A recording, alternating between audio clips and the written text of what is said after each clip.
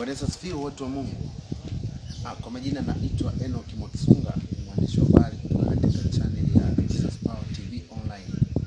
Leo tarehe 14 mwezi wa 10 2019. Nimeona ni vema kabisa nikatembea katika nyumba ya Bishop Dastan Haule Maboya, ambaye ni baba wa mitume na manabii Tanzania. Kuna mambo mawili matatu tunataka tuongee naye kuhusiana na amsha ambazo ziko katika kila mkoa ambao inahusiana na Biblia na mengineyo tutazungumza. Karibu katika kipindi chetu. Kama unavyoona mbele yetu hapa, ndio nyumbani kwa Bishop Dastan Haule Maboya, baba mitume Tanzania, na hii ndio mjengo wake ambao unaonekana mbele yetu. Nadhani tutaingia ndani ili tuweze kuonana na baba Bishop Dastan Haule Maboya. Karibu.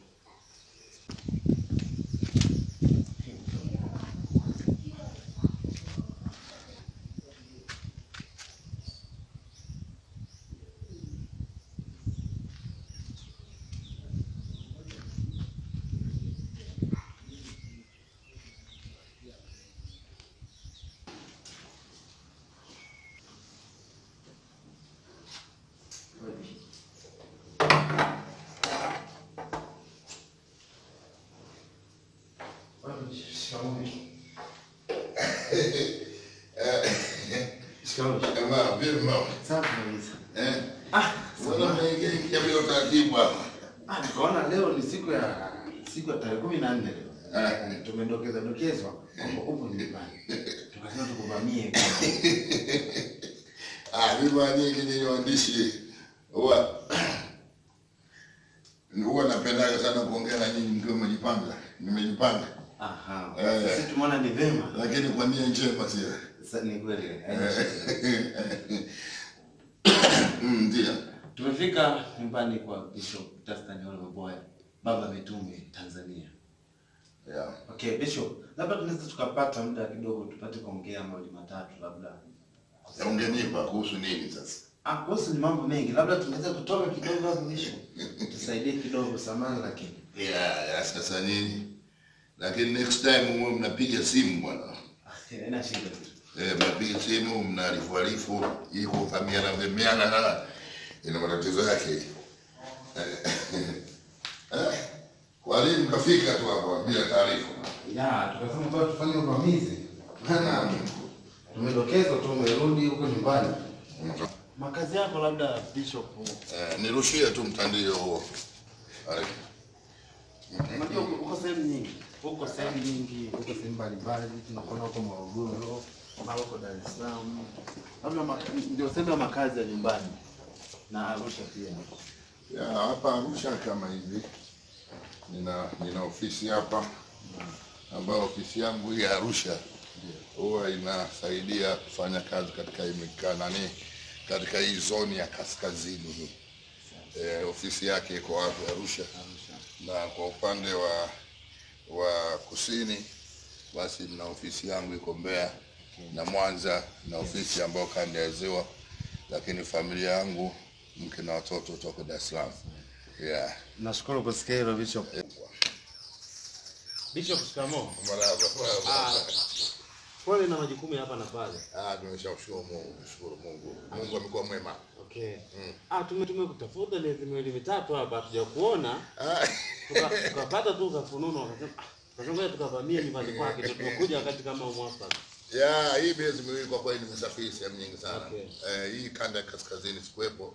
Nilikuwa kwenye kanda ya magharibi, kanda ya kusini na kanda ya mashariki.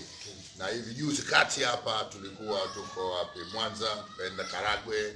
Tumeelewa baada ya kutoka hapo tulikwenda Mbeya, Makambaku, Njombe, Ruvuma. Alafu kabla ya hapo tumetoka Dar es Salaam ni amsha kwa ajili ya Jubilee. Tuna sherehe kubwa sana ya kutimiza miaka 25 toka tumepata usajili rasmi katika serikali hii. Sawa. Na pia tusamee kwamba tumeingia ghafla. Hapana, bila samani. Unajua sisi waandishi wa habari sometimes tunakuwa kama tunavielele kuja kwenye nyumba za watu. Hapana. Wanasema usikatae wito. Yale mambo yanayozungumza yale ndio yale, unaweza kusema hapa bana mimi hapana. Tumeona umepotea, tukasema sasa yuko wapi, lakini kwa sababu umetuambia kuhusiana na Jubilee. Hii Jubilee iko inahusiana na nini labda? Jubilee ni sherehe, ni sherehe tu kumshukuru Mungu. Tutakuwa pamoja, tunamshukuru Mungu kwa huu mwendo aliotuleta wa miaka 25 toka tumepata usajili. Ingawaje kazi yenyewe tulianza mwaka wa 92, kwa hivyo sasa tunaweza kusema kama ni miaka takriban 28 toka tulipoanza hii huduma ya Calvary at Rogoli. Lakini sio toka nilipoanza mimi utumishi.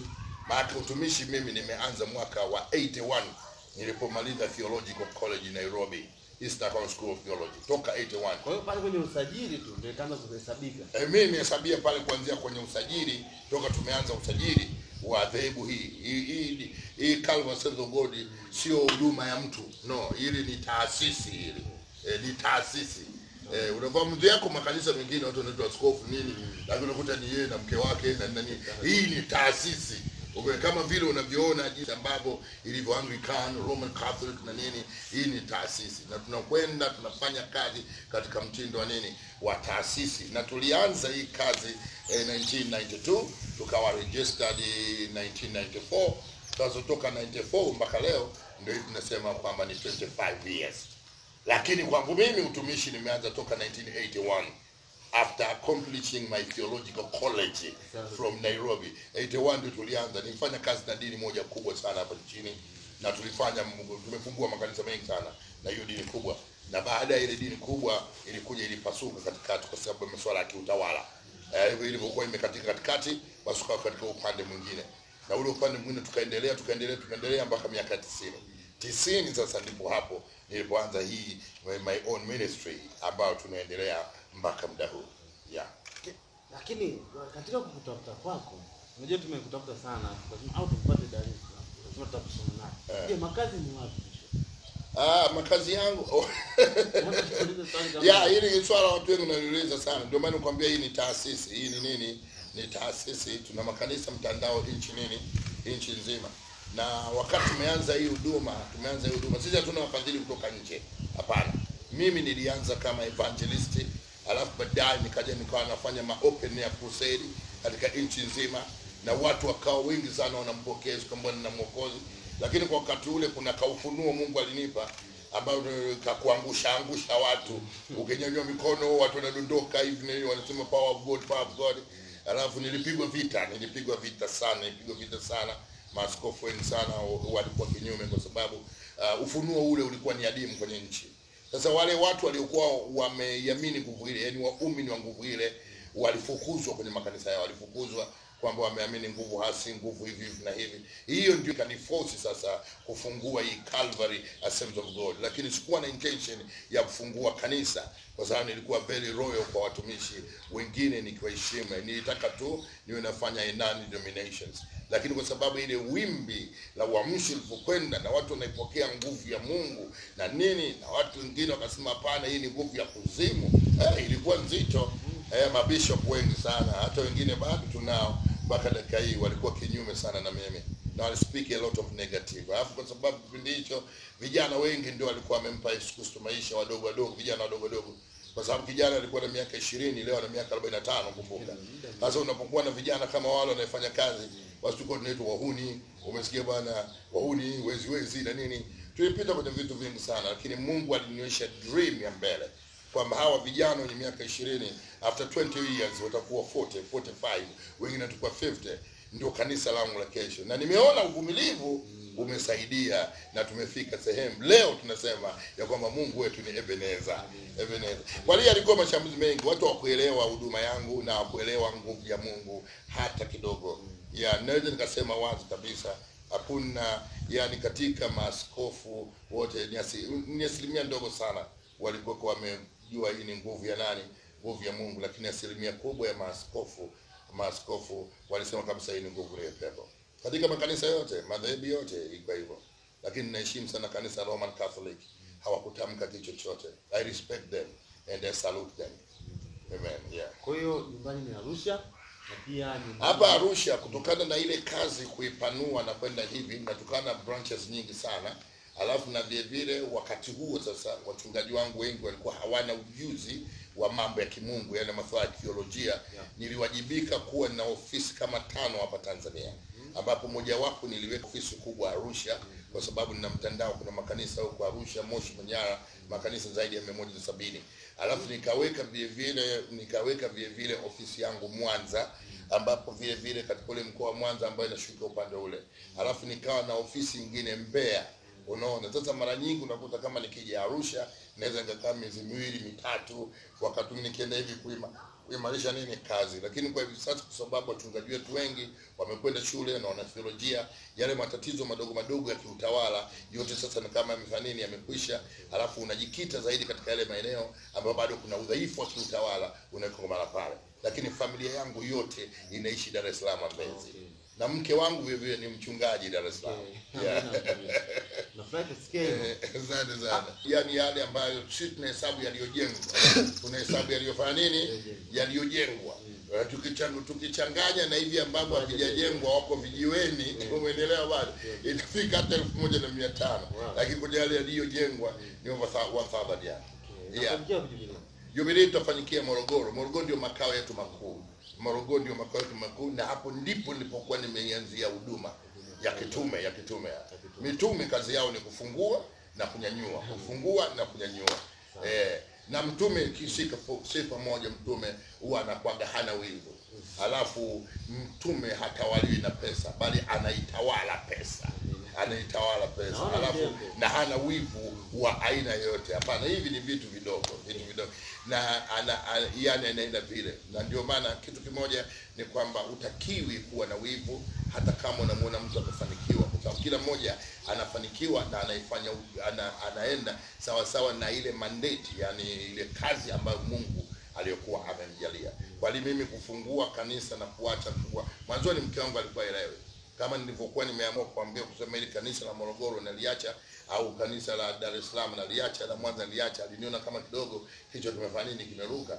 Hatuwezi kuanza kazi kuanzia chini alafu unafika hivi unataka tutulie alafu wewe unatema. Hapana, ule ni wito wangu. Na ndio sababu nikaona kwamba huyu, ili kuzuia hilo vagi lisiendelee, lazima nimfungulie kituo chake. Nimemfungulia kituo chake pale Dar es Salaam, kinaitwa Chuo cha Manabii. Na kila mtu anayekaa mahali pale lazima ataingia kwenye utumishi. Sio vizuri unafuga tu muumini miaka 10, 15 anakuwa kama kuku wa broiler mle ndani. Sisi tumetumwa kuwafanya watu kuwa wanafunzi. Na mimi raha yangu ni kwamba ni kuona vijana wanainuka wengi kwenda kuifanya kazi ya Mungu. Okay, umeongelea Chuo cha Manabii. Yeah. Na umeongelea utumishi, mtume. Na kuna juzi nadhani uliwekwa kuwa mtu maalum, baba wa mitume na manabii. Mimi sikuwekwa kuwa mtu maalum. Utumishi sio vyeo. Bali wale mitume na manabii waliokusanyika, nafikiri waliheshimu kazi niliyoifanya. Na miongoni mwao wengi nimeweza kusababisha, nimeingiza kitu fulani kwenye huduma zao, kwenye utumishi wao, pamoja na wale wengine ambao wako tunafanya kazi kwenye taasisi moja, lakini hata wengine wanafanya kazi kwenye ministry nyingine. Mkono wangu uko juu yao kwa sehemu. Kwa heshima ile, wale ndio wakawa wamesimama wakijua kusema kwamba wakati utume unaanza kwenye nchi ilikuwa ni ngumu sana, na watu walikuwa wanasema kabisa hakuna cha mtume kabisa. Wakasababisha hata kuwavuruga akili watu wa imani ya upande mwingine, wakisema kwamba mtume ni mmoja tu. Yani kulikuwa na vitu, it was very hard. Na yale mashambulizi yaliniaffect sana uchumi, kwa sababu watu wengine waliona kama huyu anayemsupport ni pepo, umefia fai. Wale kitu kimoja, waliangalia kazi, wakanipa dhamani hiyo. Lakini na sikuwa peke yangu, katika ile kongamano kulikuwa na mtumishi wa Mungu, mtume na nabii Mwingira, Josephat Mwingira, ambaye amefanya kazi kubwa sana katika nchi hii katika hali ya utume, na hakuna aibu kujiita mtume. Tunaye Bishop Gwajima ambaye ameweza kuweka mchango mkubwa sana katika jumuiya hii ya vijana. Sio kwamba wengine hatuwatambue, tunawatambua, lakini wengine ni waoga kuconfront kuhusu vijana wafanye kazi. Na upepo unaokuja sasa ni mkubwa, sio upepo mdogo, ni upepo mkubwa. Na yatakuja mafunuo mengine, yani wazee vichwa vitawasha. Sasa lazima ujue kwenda na season ya. Yeah. Labda ni katika mada yetu nataka nidokezee kitu sana na hiyo kama kikao au kama ni mwito wa manabii, mitume na manabii, sehemu maalum kama mlivyoitwa pale. Je, ni swala lilikuwa ni ugomvi au ni tofauti ya kati ya mitume na manabii? Hapana. Hakukuwa na ugomvi wa aina yote. Hakukuwa na ugomvi wa aina yote kwa sababu ugomvi ni tafsiri tu, inategemea mtu atatafsiri kiasi gani. Ila kulikuwa tuna mpishano tu wa kuyaelewa maandiko. Kwa sababu kuna baadhi ya mitume au kuna baadhi ya watumishi ambao nao wametumika muda mrefu tu, hawajapendezwa pengine na mwenendo wa utumishi jinsi wanavyotumika baadhi ya watumishi, na baadaye wakaamua kama walichokuwa wametaka kuamua, lakini hakukuwa na ugomvi such. Yani jambo lilikuwa limetokea pale ni kama lile ambalo lilitokea wakati wa kina Paulo na Apolo. Unajua Yesu Kristo Petro alitembea na Yesu. Alitembea na Yesu vizuri sana Petro ya Yesu. Na Yesu akampa uchifu apostle, yani kuwa mkuu wa mitume wote, akamfanya kuwa mkuu wa mkuu wa mitume. Na vile vile Paulo naye alitokewa na Yesu njiani. Alitokewa na na Yesu akiwa Farisayo na anao shuhuda yake kwamba alitokewa na nani? Alitokewa na Yesu. Akafikisha Yesu akamuinstruct aende kwa Anania, alafu atamueleza nini la kufanya. Katika swala lote lile unafanyika, mtumishi yote lazima awe na guidance spiritual father. Na haina maana ukisema spiritual father akija basi ndio anakuwa mmiliki wako wewe. Sisi wote tunamilikiwa na Kristo Yesu mfalme. Na yeye ndiye aliweka huduma ndani ya sisi. Alafu kuna huyu Apolo ambaye habari zake hazijulikane sana. Ni wale ambao waliokuja kukata shauri baadaye. Na kila mmoja jinsi walivyokuwa kufundisha inaonekana kulikuwa kuna ugomvi wa kimaandiko kwa sababu unakuta kwamba kama Apolo watu walimpenda sana kutokana na nguvu yake na uweledi wake wa kufundisha. Alafu vile Paulo naye alikuwa anapendwa sana na baadhi ya watu kutokana na ule ujasiri alikuwa nao na uweledi aliokuwa nao. Na Petro naye alikuwa anapendwa sana kwa ajili ya ujasiri alikuwa nao na vile vile kuonekana kwamba Yesu ndio alifanya alimchagua na akamuinua katika wale 12 na aliweza kutembea juu ya maji. Umeelewa? Unaelewa? Sasa kukawa kama na washabiki timu tatu hapo. Hapo kunakuwa na timu ngapi? Timu tatu hapo. Yaani kunakuwa na Simba, kunakuwa na Yanga, hapo kunakuwa na Mtibwa na wote wanataka kurudi. Sasa kutokana na hali kama ile, kutokana na hali ile kulikuwa na mvutano na hata waumini walikuwa hawaelewani waumini. Lakini nashukuru Mungu kwa busara ya Mtume Paulo akajaribu kusema jamani Yesu hajagawanyika. Lakini ninachojua mimi kitu kimoja. Paulo ambaye kubali ile lazima aliona ngoma ni nzito. Aliona ngoma ni nzito. Sasa alivyoiona ile ngoma ni nzito akasema jamani Yesu hajagawanyika. Huyu alilima, huyu akapanda, huyu akatia maji. Mkuzaji ni nani? Ni Mungu. Au usiseme mimi ni wa Apolo, mimi ni nani wa nani. Nafikiri hilo ndio kambi lilokuwepo. Na hali hiyo ndio ambayo imetaka kutokea sasa nchini Tanzania sasa hivi. Kwa sababu kuna wale watumishi ambao nao vile vile wamefanya kazi kwa muda mrefu na wameongoza watu kwa muda mrefu. Kuna vitu wanavyoviamini wao na wanaamini ndio misingi kamili, umenielewa? Wamekusanyana pamoja na kujaribu kuhukumu misingi ya watu wengine. Umenielewa? Na hao watu kuna kitu wanachokiamini. Sasa pale inatakiwa tu ni hekima na busara iweze kupita. Ninajua kwamba wengine wanasema kwamba kuna mitume wengine tabia zao wanafanya 1 2 3, sijui wanawavua watu chupi, wanafanya nini. Hivyo ni vitu vya kijinga na kijinga. Mtu kama huyu anakuepo, mnamtaja, mnamshughulikia, mnamwonya. Kwanza hiyo ni criminal. Usijue hiyo ni criminal. Hiyo ni roho ya ubakaji. Sasa uwezo ukatoa mifano alafu wavuruge watu ambao wanaofanya kazi kwa weledi. Unaona? Sasa hiyo inaweza ikawa ina sababu zake. Au unapochukua kusema kwamba mafuta hayaruhusiwi hivi, hapana. You can use anything can be used. Anything can be used. Unaweza kutumia kitambaa, unaweza kutumia hiki, inategemea kwamba Mungu amekupa ufunuo gani. Lakini kitambaa kile kinakwenda kwa jina la Yesu. Uwezo ukachukua mafuta fulani hapo alafu ukayabeba ukamwagia mtu apone. Haitatokea hiyo. Labda huyo mtu kama mtume wa shetani. Lakini kama kwa jina la Yesu, hapana, hiyo si. Sasa kitu ambacho tunafikiri kinachohitajika zaidi kati ya yule Paulo, Petro pamoja na Apolo ni kwamba wakae, watulie, waangalie. Wingu la sasa wananchi wanataka nini? Majibu. Sio kusema kama hawataki kitu kingine chote, wanataka nini? Majibu. Umenielewa bwana? Alikuwa na kansa, amepona. Alikuwa na shida hii, amepona. Hawataki kitu kinaitwa odontolojia, wanataka majibu. Na majibu yale ndio yatawazuia watu wasiende kwa witch doctor na kadhalika. Sasa nafikiri hii tafrani ambayo imetokea ni kwa sababu tu moja tu, ni masuala ya kimaandiko.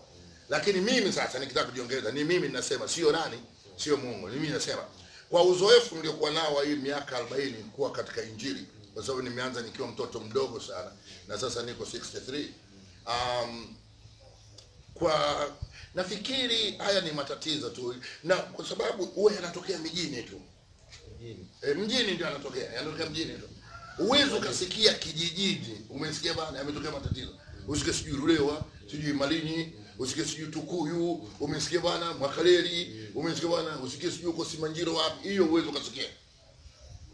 Lakini kwenye miji ndio unasikia. Dar es Salaam, umesikia bana Dodoma, umesikia bana Arusha, Mwanza, Mbeya. Yale maeneo yana mzunguko mkubwa wa pesa. Mzunguko mkubwa wa nini? Wa pesa. Ndio haya matatizo nayasikia. Na hiki ni kitu ambacho huko mbeleni tutaendelea kuwaelimisha watu ili waweze kuelewa. Yanatokea humo tu. Lakini sehemu ambayo waumini wanatoa sijui karanga, sijui mahindi, sijui matembele, huko usikii kitu kama hicho.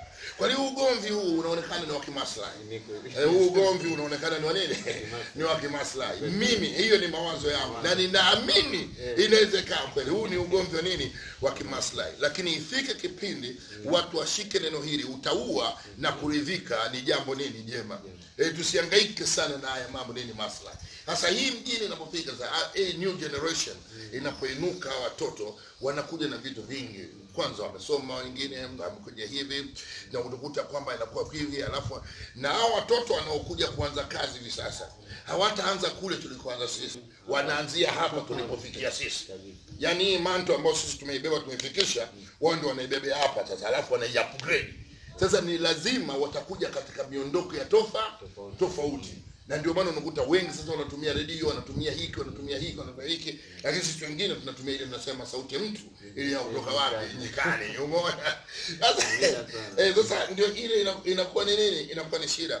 Nafikiri mimi naona hapa kuna masuala tu ya kugombania waumini pamoja na maslahi. Hiyo ni mimi ninasema. Na nina uhakika research yangu mimi siku zote ina ukweli tu. Kwa sababu hakuna sababu kama huyu anahubiri na wewe unahubiri yuko upande wetu sisi, inagombania nini? Umenielewa bwana?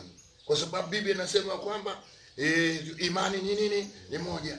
Mwokozi ni nini? Mmoja. Na ubatizo ni nini? Mmoja. Ijapokuwa kuna maubatizo ya kila aina, lakini yatakwenda tu tutaelimika mpaka tutafika kwenye ule ubatizo halali. Siji kuna neno anasema baba, na ndivyo ilivyo katika haya mambo hili. Na hii watu kutumia hii nini? Nani hizi tunasema hizi typology, yani mifano inategemea jinsi ulivyo. Unaweza kaniuliza sema boya, mbona wewe hutumii hivyo vitu na nini? Hapana, mimi ninalo agano. Kuna agano ambalo nimepewa na Mungu mimi. Sasa hilo agano ndio linafanya nayo kazi. Sijui umeelewa bwana? Mimi hata kama nitamshika mtu mwenye kansa atapona tu.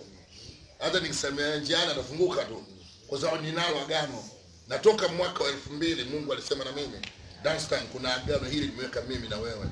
Do my will and then I'll fulfill your need. Sasa sipendi kulirevili kitu kama hicho. Huu ugomvi, hakuna cha ugomvi hapa, ni watu kuelewa, watu kusielewa.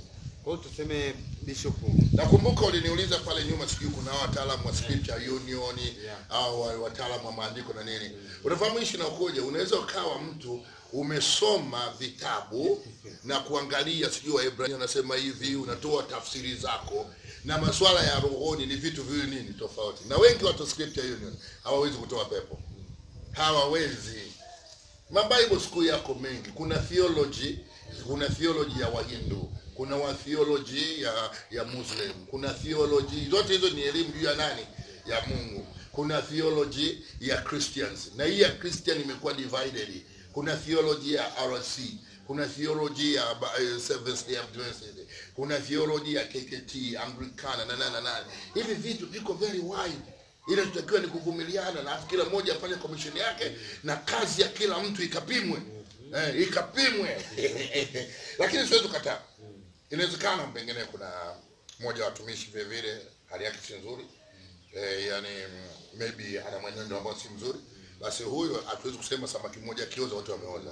wewe unatakiwa umtaje fulani anafanya 1 2 3 afanye, ili yule mtu aweze kusaidiwa. Lakini mchezo kutaka kujificha sehemu alafu include wote, hapana, haiendi namna hiyo. Yesu mwenyewe alikuwa na wanafunzi 12, bado Yuda hapo alichemsha, aliiba hela mle ndani. Sasa kama yule mtu aliweza kuiba hela katikati na Yesu akiwepo, sasa huku vadi ndio tunahitaji uvumilivu hali ya juu sana, uvumilivu. Kwa nini nasema kwamba hakuna ugomvi? Matatizo yaliyokuwepo tu ni ile misunderstanding kati ya Paulo pamoja na na Petro katika kulifafanua neno na kuliweka katika hali nzuri. Nashukuru sana. Ndio. Nadhani wapenzi watazamaji mnaangalia kipindi chetu na mmeridhika na mmefurahia kitu alichoongelea Bishop. Kuna kitu kingine Bishop nitaka niongelee. Turudi kwenye Jubilee. Unajua tumetoka kidogo kwenye Jubilee. Yeah, Jubilee. Hiyo nisema tunadokezea mimi kama mwandishi. Lakini imekuwa vizuri kwa sababu najua hili ungekwenda kuliuliza katikati. Umesikia? Na wewe unanichanganya, mbona unaniita Bishop, unaniita nani mtume, umesikia bwana? Unajua Bishop. Ni hivi. Uaskofu ni mzuri. Uaskofu maana yake ni nini? Ni mtu anashuka na mambo ya administration. Ndio hata Mungu anasema mtu anayetaka kazi ya uaskofu anataka kazi nini? Njema. Akapewa condition. Awe ni mtu wa mke nini? Moja. Asipokea mapato ya nini?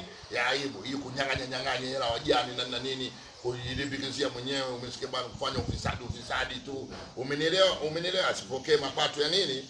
Mapato ya aibu. Alafu awe na mwenendo, ajue jinsi ya kuiongoza hata familia yake. Amepewa condition askofu. Na kwenye kazi ya Mungu, ili kuivuta ile nguvu kutembea, ile nguvu ya Mungu huwa mara nyingi haishuki kwa maaskofu, inashuka kwa mitume, manabii, wachungaji, waalimu na wainjilisti. Hizo ndio huduma ambazo Mungu ametoa kwenye Ephesians. Yesu alipopaa alitoa wengine kwa mitume, alitoa wengine kwa manabii, wengine kwa maaskofu na kadhalika, ili kuliimarisha kanisa. Na kanisa la Bwana Tanzania, itake isitake, ni mitume na manabii na walimu na wachungaji. Hao ndio watakaoweza kuileta ile nguvu ya Mungu. Sasa tatizo ni kwamba watu wengine wanaona haya, wana huduma za kitume kabisa, lakini wanaona haya, wanataka tu waitwe maaskofu. Umenielewa bwana? Wanaona haya, au pengine wanaona sasa huyu itakuwa mwila au sikuwahi. Bwana aliyetangulia kuitwa mtume ni hafidhina. Sasa nikienda kama nilikuwa na muiga, lakini ukweli ni kwamba hauwezi ukaifanya kazi ya Mungu na manifestation iweze kuwepo if you are not under the fivefold ministry laid by the apostolic grace. Umenielewa hapo bwana? Sasa wewe ukiniona kwenye vikao vyangu vya dini yangu, sema amina, yani Calvary, pale unaniita Bishop Maboya, okay, niko kwenye administration. Lakini sasa nikishaingia kwenye field, umenielewa, na niko nje sasa na unguruma, mimi ni apostle. Nikiwa kwenye kanisa la mara pamoja, mimi ni mchungaji. Yaani apostle anakuwa kama field marshal, anaweza kapiga maeneo yote. Alafu haogopi kulala njaa. Alafu unapomgusa ndio yeye anafanya nini? Anajaa upepo. Ukitaka uishi kabisa, umlainishe mikono, usimpige vita. Kwa sababu maapostle, maprofet ya watu huwa wanapataga sana revelation during the fighting. Kwa hiyo ni kitu kawaida tu. Ninaomba kabisa mwelewe, hakuna tatizo na hakuna ugomvi aina yote pale watu wanashindana kwenye weledi wa kuitafsiri.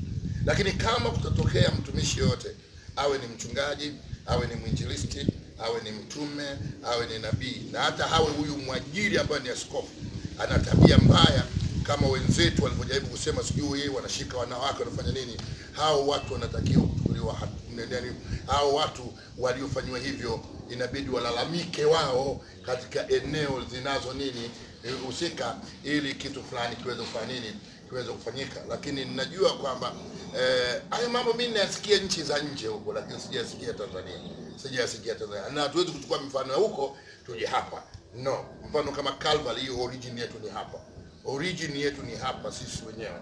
Umesikia, mimi baba yangu wa kiroho ni mzee marehemu Moses Krola. Ndio aliniwekea mikono nini, lakini yeye ndio alikuwa na amenisaidia vitu vingi sana. Yeye ndio ameniinspire nimefika mpaka hapa nilipo. Ijapokuwa amelala, lakini bado anaendelea kufanya kazi ya Mungu. Yeah. Amen. Basi turudi kidogo kwenye Asante. Labda tuzungumzie Jubilee ambayo inakuja, umesema ni mwezi ujao. Yeah. Natafika tarehe ngapi? Labda kuna watu ambao wanatamani. Hapana, watu wote wajumbe wote wanatakiwa tarehe 9 wamefika. Tumeshaandaa accommodation na kila kitu, wajumbe wote. It doesn't matter ni watakuja watu kiasi gani. Tumejipanga vya kutosha. Tarehe 9 watafika na kazi maalum inaanza tarehe 10 asubuhi. Nashukuru Mtume. Asante sana. Tumekuchukua muda wako. Amen. Kwa jana mambo 3 tumekuvamia. Asante. It's okay. Nashukuru sana kwa kutusikiliza. Asante. Pia tunashukuru sana kwa kuambia Tanzania. Na pia tunashukuru sana kwa kuambia watu wa Mungu kuhusiana na Jubilee. Asante sana. Mtangazaji wako ni Enoch Mwakisunga kutoka Jesus Power Online TV. Asante.